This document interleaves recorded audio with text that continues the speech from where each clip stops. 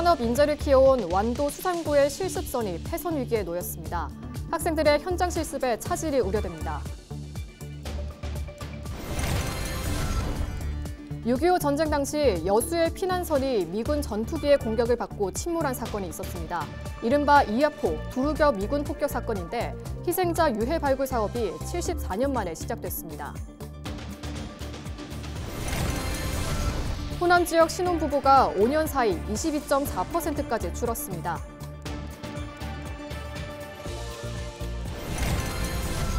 기호 4번 개혁신당 이준석 후보가 광주 전남 6대 공약을 밝혔습니다. 석유화학, 철강산업의 대전환과 복합 쇼핑몰 추진을 약속했습니다.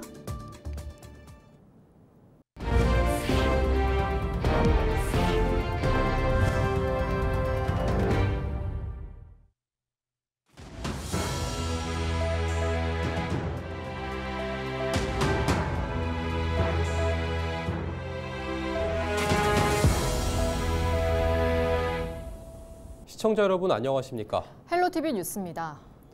수산업 인재를 키워온 완도 수산고의 실습선 청해진호가 폐선 위기에 놓였습니다. 학교 측은 청해진호로 수년 동안 해기사를 배출한 만큼 현장 실습에 차질이 생기진 않을지 우려하고 있습니다. 보도에 장혜원 기자입니다. 완도 수산고 실습선 전용부두 실습복을 입은 학생들이 환한 미소로 입항을 준비하고 있습니다. 2주 동안 대만과 일본 해역에서 원양승선 실습을 하고 돌아온 겁니다. 제 뒤로 보이는 배가 바로 청해진호인데요. 전남에서 유일한 수산계 실습선으로 해기사를 꿈꾸는 학생들의 바다 교실이기도 합니다. 하지만 28년 동안 운항한 청해진호는 곧 바다를 떠나게 됩니다. 폐선을 앞두고 있기 때문입니다. 한국해양수산연구원 공동실습선인 한미로가 전국 수산계 고등학교를 대상으로 운항을 본격화하면서 개별 실습선 운영의 효율성과 비용 문제가 제기된 겁니다. 5개 시도교육청에 배정된 공동실습선도 있지만 실제 운항 기간은 학교당 3주일밖에 안 됩니다. 때문에 학생들은 평균 100일 넘는 실습 과정에 지장이 생기진 않을지 우려합니다.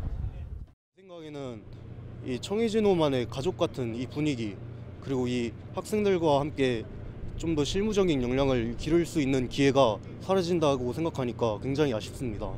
우선 학교의 가장 큰 메리트라고 생각하는 실습선이 없어진다면 어선과에서 이제 해기사를 취득하는 실무 교육이 어려워지기 때문에 큰 타격이 생길 거라고 생각합니다. 앞서 완도 수산고는 청해진호를 이용해 지난 11년간 360명 이상의 해기사를 배출한 성과를 거뒀습니다. 학교 측은 완도의 상징성을 지닌 청해진호가 해기사 양성 프로그램에 특화돼 있는데 청해진호가 없어질 경우 학생들의 입학 지원이 줄어들 것이라고 걱정합니다. 수산계 공동실습선이 지어지고 있지만은 완도에서 부산까지 굉장히 먼 거리가 소요되기 때문에 학생들의 교육 과정이라든지 이동에 따른 여러 가지 어려움들이 있기 때문에 학교 측은 승선 실습이 정상적으로 이루어질 수 있도록 해양수산부에 방안을 마련해달라고 요청했습니다. 청해진호의 폐선 위기는 단순한 교육 장비 문제가 아니라 수산 인력 양성에 차질이 빚어지는 문제점을 안고 있습니다. 헬로티비 뉴스 장혜원입니다. 우리 사회에 잘 알려지진 않았지만 전남 여수에는 과거 전쟁으로 인한 아픈 역사가 잠들어 있습니다. 바로 이하포 두루겨 미군 폭격 사건인데요. 그날의 진실을 찾기 위한 희생자 유해 발굴이 74년 만에 첫 발을 뗐습니다. 보도에 송하연 기자입니다. 6.25 전쟁이 발발한 지 한 달여 지난 1950년 8월 3일. 여수 안도 해상에서는 250여 명을 태운 피난선이 미군 전투기의 공격을 받고 침몰했습니다. 미군 전투기 4대의 무차별 폭격에 200여 명이 숨졌고 50여 명이 다쳤습니다. 이후 일주일도 채 되지 않아 인근 두루겨 해상에서도 미군 폭격으로 고기를 잡던 어민 10여 명이 목숨을 잃었습니다. 지난 2010년 진실화해위원회를 통해 당시 미군의 폭격이 불법적이라는 사실은 밝혀졌지만 두 사건에 대한 진상규명은 진척이 없었습니다. 관련 자료가 부족하고 시간이 흐르면서 지금은 고령의 유족 소수만이 남아있기 때문입니다. 지난 2023년에는 이하포 사건 당시 침몰한 것으로 추정되는 선박을 조사했지만 의미 있는 내용은 나오지 않았습니다. 이런 가운데 지난 27일 이하포 사건 희생자 유해 발굴이 시작됐습니다. 여수시는 오는 6월 말까지 이하포 인근에서 유해 발굴 작업을 이어갈 방침입니다. 이후 유해가 발견되면 분석을 거쳐 세종 추모의 집에 안치할 계획입니다.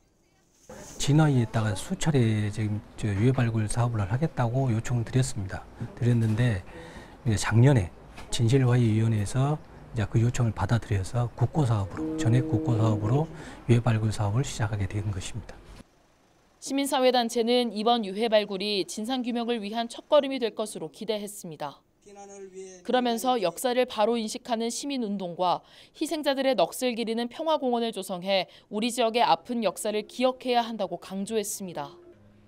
또 특별법 제정을 통해 진상규명과 위령행사 지원의 근거를 마련해야 한다고 설명했습니다. 그동안 알려지지 않았던 것이 점점 알려지면서 지역민들이 이제 많은 관심을 좀 가지고 있습니다. 하지만 아직도 많이 부족하다고 생각합니다.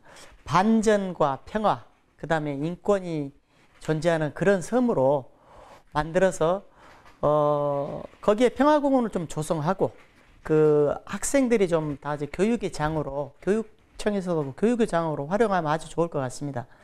이번 이하포 사건 희생자 유해 발굴 작업이 깊숙이 묻힌 그날의 진실을 찾아낼 단초가 될 수 있을지 관심이 쏠리고 있습니다. 헬로티비 뉴스 송하영입니다. 호남 지역의 신혼부부 수가 지난 5년 사이 22.4%까지 떨어졌습니다. 호남 지방통계청이 발표한 호남 제주 지역 신혼부부의 삶 자료를 보면 2023년 기준 혼인기간 5년 이하 신혼부부 수는 97,703명으로 집계됐습니다. 남편의 평균 혼인 연령은 전남 32.8세, 아내는 30.1세로 파악됐습니다. 자녀가 있는 신혼부부는 전남 64.5%로 나타났습니다. 부부 합산 평균 소득 5천만 원 미만 구간인 신혼부부 수는 줄었으며 5천만 원 이상인 부부 수는 증가했습니다. 전남 목포 고화도 일대에 국립 세월호 생명기억관을 건립하기 위한 본격적인 논의가 시작됐습니다. 해양수산부는 지난 27일 각 분야별 전문가들이 참석한 가운데 오송엔 세종 컨퍼런스 회의실에서 세월호 선체 처리 계획 이행사업 설계 자문회의를 열고 목포 고화도 부지 매립과 생명기억관 건립, 세월호 선체 이동과 보강, 거치 계획을 비롯해 각종 콘텐츠 운영 방향 등을 심도 있게 논의했습니다. 목포시는 세월호 선체 보존과 기억관 건립이 원활하게 추진될 수 있도록 적극 지원하고 지역민들의 의견도 충분히 반영될 수 있도록 소통을 강화하겠다고 밝혔습니다. 대선 시계가 빠르게 돌아가고 있습니다. 목요일부터 사전투표가 진행되는데요. 주요 후보들의 지역 공약을 살펴보는 시간. 오늘은 기호 4번 개혁신당 이준석 후보의 광주 전남 발전 6대 공약 확인해봅니다. 서경 기자입니다. 21대 대통령 선거에 공식 선거운동이 시작된 12일 0시에 개혁신당 이준석 후보는 여수 국가산단에서 첫 공식 일정을 소화했습니다. 대한민국의 수출과 성장을 이끌었던 2차 산업단지를 재도약시키겠다며 광주 전남 발전을 위한 6대 공약을 제시했습니다. 이 후보는 우선 석유화학과 철강산업의 대전환 메가 프로젝트를 약속했습니다. 여수와 광양의 주력 산업인 석유화학과 철강산업 경쟁력을 부활시킬 수 있도록 미래 성장 전략 부총리 주도로 위기 대응 범부처 협의체를 구축하겠다고 밝혔습니다. 더불어 기업 규제 특례와 전폭적인 세제 지원을 추진하겠다고 말했습니다. 우주산업 클러스터 조성 의지도 밝혔습니다. 고흥 지역을 중심으로 우주 발사체 산업을 확장하고 드론 기업 주도의 미래 비행체 산업 연구단지를 조성하겠다고 강조했습니다. 예로부터 사통팔달의 도시라 불렸던 순천에는 관광 휴양벨트 조성을 약속했습니다. 서남해안 생태 정원 도시를 조성해서 국가 생태공원으로 지정하고 섬과 해양 자원을 활용한 세계적인 해양 관광 문화 중심지로 육성하겠다는 구상입니다. 광주권역 공약으로는 5.18 정신 헌법 전문 수록을 약속했습니다. 윤석열 정부의 비상계엄 사태로 광주 시민들의 충격은 더 컸을 것이라 예상된다며 비꼬을 광주 정신을 헌법에 명문화하겠다고 밝혔습니다. 교통 분야 공약으로는 달빛 고속철도 조기 착공을 내걸었습니다. 광주에서 대구까지 198km를 잇는 철도로 영호남을 1시간 안에 오갈 수 있게 되는 만큼 동서 횡단철도 건설을 속도감 있게 추진하겠다고 강조했습니다. 이 후보는 광주의 유치가 확정된 복합 쇼핑몰 건립 사업이 빠르게 이루어질 수 있도록 규제를 대폭 완화하겠다고 밝혔습니다. 이 쇼핑몰에 광주 고유의 문화를 녹여 성공시킬 수 있어야 한다며 지역에 특화된 먹거리 콘텐츠와 결합하는 게 핵심이라고 설명했습니다. 헬로티비 뉴스 서경입니다. 김영록 전라남도지사가 21대 대통령 선거에 도민들의 적극적인 참여를 당부하고 나섰습니다. 김 지사는 28일 기자회견을 열고 이번 대선은 단순한 선거가 아닌 정의를 바로 세우고 경제를 회복하며 더 나은 대한민국을 만들기 위한 역사적인 선택이라고 강조했습니다. 그러면서 거동이 불편한 이웃이 있다면 함께 투표장에 나서줄 것과 다양한 매체를 활용해 투표에 참여할 수 있도록 독려해 전남의 미래를 우리 손으로 결정하고 역사를 새롭게 쓰자고 거듭 강조했습니다.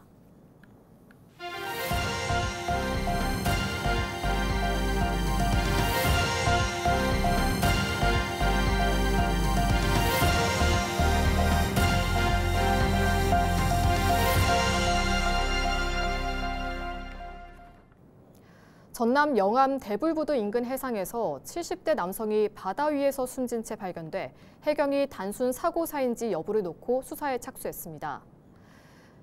목포 해경은 28일 오전 9시쯤 전남 영암 3호읍 대불부두 인근에서 사람이 바다에 빠졌다는 신고를 받고 출동해 심폐소생술을 실시했지만 끝내 숨졌다고 밝혔습니다. 해경은 예인선 기관장인 A씨가 보이지 않아 주변을 둘러보던 선장이 A씨를 바다에서 발견했다는 증언을 토대로 부검을 통해 정확한 사인을 조사할 계획입니다. 경찰이 여수시청 공무원들의 시간 외 수당 부당 수령에 대한 의혹에 대해 강제 수사에 나섰습니다. 여수경찰은 지난 27일 감사 담당관실을 압수수색한 뒤 시간 외 수당을 부당하게 수령한 의혹을 받아 감사에 적발된 공무원들과의 명단과 자료를 압수했습니다. 앞서 여수시는 자체 감사를 통해 직원 16명이 지난 2022년부터 근무 시간을 허위로 입력해 수당을 챙긴 것으로 보고 있습니다. 경찰은 여수시에 공문을 보내 관련 자료를 요구했지만 여수시가 개인정보 보호를 이유로 거부하자 압수수색을 진행한 것으로 알려졌습니다. HD 현대사모와 노동조합이 올해 임금안을 놓고 협상에 돌입했습니다. 현대사모 노동조합은 지난 27일 임금 교섭을 위한 올해 첫 상견례에서 기본급 14만 1,300원 인상과 정년 연장, 성과급 산출 기준 변경 등 조선 3사 공동 요구안과 여름 휴가비 인상, 통상임금 적용 범위 확대, 자격면허 수당 신설, 야간 근무자 처우 개선 등 개별 요구안을 사측에 제시했습니다. 현대사모노사는 지난 2022년부터 3년 연속으로 해를 넘기지 않고 단체 교섭을 마무리 지었습니다. 영암군이 극심한 빈곤에 시달리고 있는 3호읍 주민들을 대상으로 맞춤형 지원에 나섰습니다. 영암군은 월 평균 소득 2.7% 이하에 해당하는 260세대를 대상으로 진행한 전수조사 과정에서 42곳에 긴급 지원이 필요하다고 보고 복지급여 수급 가능성이 있는 18가구는 의료급여 등 신청 안내를, 14곳은 주거 환경 개선을, 나머지 10곳은 위기 상황이 개선될 때까지 지속적인 보살핌과 지원에 나서기로 했습니다. 전남 목포신항 일대에 해상풍력 기자재를 적치하고 설치와 운영, 유지 보수까지 전 과정을 총괄할 융복합센터가 조만간 문을 엽니다. 목포 해상풍력 융복합 산업화 플랫폼 센터는 사업비 357억 원이 투입된 가운데 각종 연구기관 사무실과 입주기업을 위한 공간 등 지상 4층 규모로 조성되고 다음 달 준공을 앞두고 있습니다. 플랫폼 센터가 위치한 목포신항 일대는 50만 제곱미터 규모의 배후 단지를 활용할 수 있어 해상풍력 기자재 적치와 조립, 운반과 설치가 가능해 3.2기가와트급 규모의 신한 해상풍력 발전단지 조성에 핵심 역할을 담당하게 될 전망입니다.